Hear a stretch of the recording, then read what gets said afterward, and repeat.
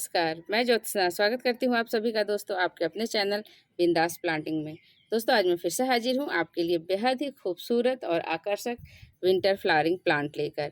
और दोस्तों ये बहुत सारे कलर्स में मिलते हैं, शेडेड में भी मिलते हैं, सिंगल में भी, और बहुत सारा इसको कलर वेराइटी आपको मिलेगा विंटर में।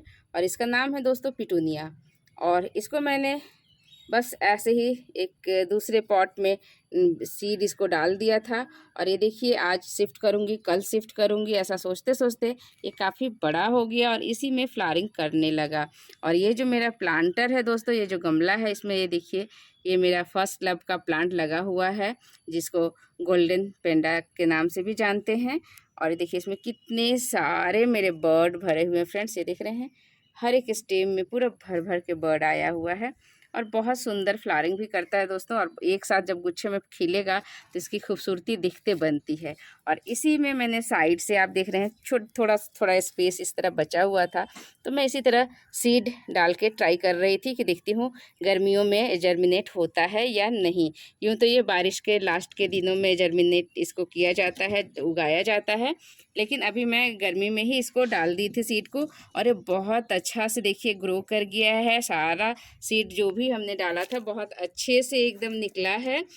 तो दोस्तों आज की इस वीडियो में मैं बात करूंगी कि इस प्लांट को ठंडी में तो हम सब ग्रो करते ही हैं, लेकिन गर्मियों में भी आप बहुत आसानी से इसको ग्रो कर सकते हैं और इससे फ्लावरिंग भी ले सकते हैं। वो कैसे लेना है दोस्तों, इसमें पूरी जानकारी मैं दूंगी। और साथ ही साथ इस प्लांट को जब ये बड़ा हो गया है तो इसको दूसरे गमले में कैसे शिफ्ट करना है इतनी गर्मी में भी, क्योंकि अब हमारी तरफ कल से हल्की हल्की बारिश शुरू हो गई है फ्रेंड्स। तो इस समय टेम्परेचर तो बहुत ज़्यादा है, मतलब ह्यूमिड है पूरा, लेकिन थोड़ा सा बारिश देता है तो प्लांट को हल्का ठंडाई भी मिलता है। तो इस समय आप दूसरे गमले में शिफ्ट भी कर सकते हैं और बड़े आसानी से ये सरवाइव भी कर जाएगा। और आपका आने वाला विंटर में यही प्लांट फिर से न्यू सिरे से ग्रो हो जाएगा। बाई कटिंग भी लगा सकते हैं या फिर सीड के थ्रू भी आप लगा सकते हैं हमारी तरह। उससे पहले आप सभी से रिक्वेस्ट करना चाहूँगी फ्रेंड्स कि यदि हमारा वीडियो आप पहली बार देख रहे हैं तो प्लीज़ हमारे चैनल को सब्सक्राइब करें और जो बेल वाली बटन होती है दोस्तों उसको ज़रूर प्रेस करें, ताकि आने वाला वीडियो का अपडेट आपको सबसे पहले मिल सके। तो चलिए फ्रेंड्स, मैं बात करूँगी पिटूनिया को गर्मी में किस तरह अच्छे से सर्वाइव कराएं और इससे फ्लावरिंग भी ले सके। तो जैसा कि मैंने पहले ही बताया दोस्तों कि ये देखिए सीड को मैंने इस तरह ग्रो कर दिया था और सारे सीड मेरे उग गए हैं। तो आप भी इस तरह, आपके पास पिटूनिया का सीड मैंने कैसे कलेक्ट करना है उसके बारे में मैंने वीडियो बना रखा है, तो आप देख सकते हैं, मैं लिंक डाल दूंगी डिस्क्रिप्शन बॉक्स में। तो उस तरह मैंने सीड को कलेक्ट किया था और बस हल्की सी मिट्टी, कुछ ना गुड़ाई करना है ना कुछ भी अलग से कुछ लेना है इसमें, बस मात्र ऐसे स्प्रिंकल कर देना है फ्रेंड्स, मतलब छिड़काव जैसा ऐसा कर देना है ऊपर से। कोई मिट्टी उट्टी ऐसे गुड़ाई नहीं करना है, ऊपर से स्प्रिंकल कर दीजिएगा, छिड़क दीजिएगा। और उसके बाद इसमें लगातार मॉइस्चर को बनाए रखिए। ये जैसे कि मैं आप देख रहे हैं ये फर्स्ट लव का प्लांट है, तो इसमें मैं रेगुलर पानी डालते रहती थी, तो उससे मेरा जो सीड था वो बड़े ही आसानी से जर्मिनेट हो गया, बहुत हॉट टेम्परेचर में भी।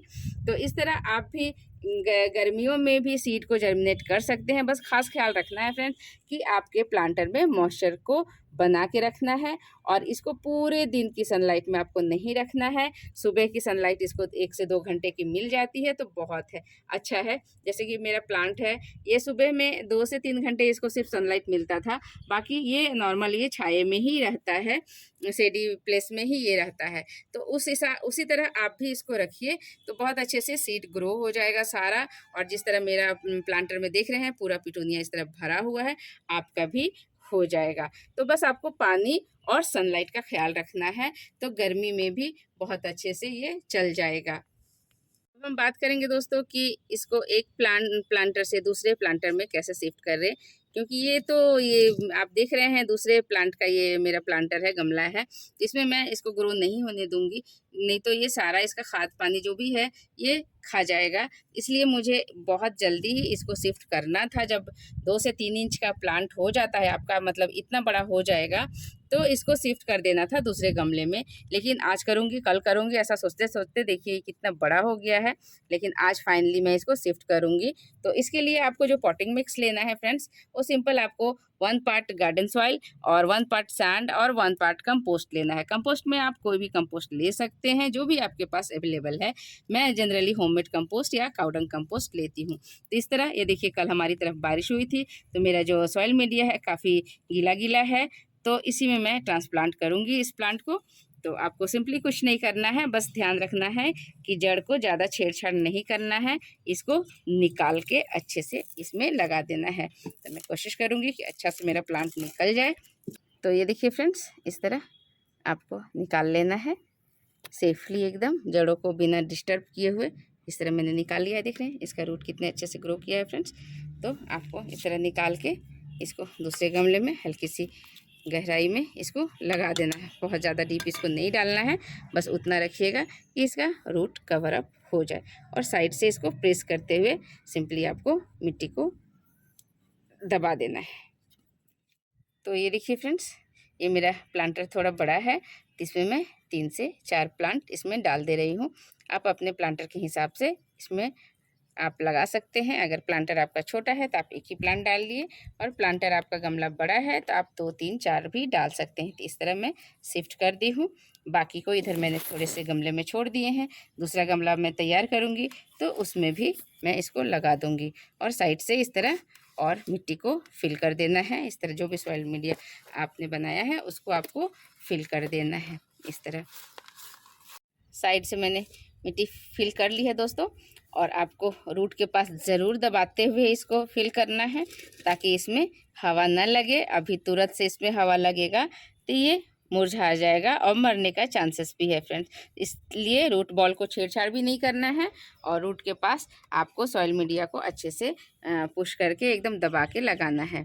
अब जो नेक्स्ट काम करना है फ्रेंड्स, उसको पानी देना है। तो अभी जैसे मैंने रिपोर्ट किया है, इसको मैं भर के पूरा पानी दूँगी, ताकि इसको ज़रा सा भी शॉक नहीं लगे कि एक गमले से दूसरे गमले में मैंने शिफ्ट किया है। तो उतना पानी दीजिए जब तक कि इसका ड्रेनेज होल से बाहर ना निकल जाए। और गमले को ऊपर से 1 इंच जैसा आपको छोड़ के भी रखना है फ्रेंड्स, ताकि बाद में जब आप फर्टिलाइज़र डालें तो एकदम ओवर अप नहीं, ऊपर ना बह जाए। इसी के अंदर ही ऐड करते जाए हम फर्टिलाइज़र। और अभी के समय में जो फर्टिलाइज़र ऐड करना है दोस्तों, वो ज़्यादा आपको काउडंग नहीं देना है। सिंपल आप होममेड कंपोस्ट दीजिए, या काउडंग कंपोस्ट का जो लिक्विड फर्टिलाइज़र होता है वो दे सकते हैं, तो बहुत अच्छे से ये सर्वाइव करेगा। तो पानी और फर्टिलाइज़र की बात तो हमने कर ली दोस्तों। अब सबसे इम्पोर्टेंट है इसका सनलाइट का। तो सनलाइट अभी ये मैंने रिपोर्ट किया है, तो इसको सनलाइट में बिल्कुल मत एक्सपोज होने दीजिएगा, बिल्कुल मत इस पर पड़ने दीजिएगा। एकदम से छाए में रखिएगा 2 से 3 दिन तक। उसके बाद आपको दिखेगा कि ये प्लांट मेरा अच्छे से सेटअप हो गया है। तो इसको स्लोली स्लोली अर्ली मॉर्निंग की सनलाइट देना शुरू कर दीजिएगा ना, सुबह की 6 बजे की धूप। बस 1 घंटे इसके लिए सफिशिएंट है अभी के टाइम में। और इसको पानी को आप देखिएगा कि मॉइस्चर इसके गमले में बना रहे। बस इस तरह सनलाइट और पानी का ख्याल रखिएगा, तो ये आपका प्लांट बहुत अच्छे से सर्वाइव कर जाएगा। और अगले सीजन के लिए फिर से ये फ्लावरिंग के लिए आप इसी प्लांट से कटिंग के थ्रू आप तैयार कर सकते हैं। और जो सबसे इम्पोर्टेंट बात है दोस्तों, ये आप देख पा रहे हैं, ये फ्लावरिंग खिलने के बाद इस तरह इसमें सीड पॉट बनना तैयार होना शुरू हो गया है। तो आपको अभी के टाइम में इस तरह सीड पॉट आपको नहीं बनने देना है, क्योंकि इसमें बहुत सारा ये अपना फर्टिलाइज़र ले लेगा और प्लांट को अच्छे से हेल्दी ग्रो नहीं होने देगा। तो इस तरह आपके पास जो भी आपका फ्लावर में सीड कहीं भी बन रहा हो, उसको हटा देना है। तो इस बात का खास ख्याल रखिएगा। और जो भी नीचे पत्ते ज़्यादा सट रहे हैं, उसको भी आपको इस तरह रिमूव कर देना है, क्योंकि नीचे जो पत्ते में सॉइल मीडिया में सटेंगे तो वो दूसरे और ऊपर प्लांट में भी इन्फेक्शन फैला सकते हैं। तो इसलिए जो भी आपका ये प्लांट पत्ता लीफ सट रहा है, उसको कट करके हटा दीजिए, बिल्कुल अलग कर दीजिए सॉइल मीडिया से। तो ये बहुत अच्छे से ये आपका सर्वाइव कर जाएगा। तो इस तरह आप ख्याल रखिए फ्रेंड्स पिटूनिया का। तो गर्मी में बहुत अच्छे आपके गार्डन में फ्लावरिंग करेगा। और सीड के थ्रू मैंने बताया ही कि किस तरह इसको ग्रो करना है। आप कर सकते हैं, आपकी इच्छा है तो अभी भी कर सकते हैं, या फिर आप लास्ट जो रेन ख़त्म हो जाता है उस समय आप इसको ग्रो कीजिए, वरना हेवी रेनी सीजन में आप इसको ग्रो कीजिएगा इसके बीज इसके सीड इतने टाइनी होते, इतने छोटे होते हैं डस्ट की तरह कि आपके सारे सीड गल जाएंगे और जर्मिनेट नहीं होगा। इसीलिए मैंने कोशिश की थी थोड़ा गर्मी हो, पानी नहीं पड़ रहा है, उस समय ही इसको ग्रो किया जाए। तो ये देखिए कितने अच्छे से ग्रो हुआ है। तो आप भी इस तरह ग्रो कर सकते हैं गर्मियों में भी दोस्तों। तो आज के लिए इतनी ही जानकारी थी फ्रेंड्स, फिर मिलते हैं अगले वीडियो में कुछ नया प्लांट लेकर, कुछ नई जानकारी लेकर। तब तक हमारा वीडियो यूं ही देखते रहिए और पसंद आए तो एक लाइक ज़रूर कीजिएगा फ्रेंड्स, और अपने दोस्तों के साथ भी शेयर कीजिएगा ताकि वे भी विंटर फ्लावरिंग प्लांट पिटूनिया को गर्मियों में भी बखूबी इसको बहुत अच्छे से ये फ्लावरिंग ले सके। तो चलिए दोस्तों, फिर मिलते हैं। नमस्कार।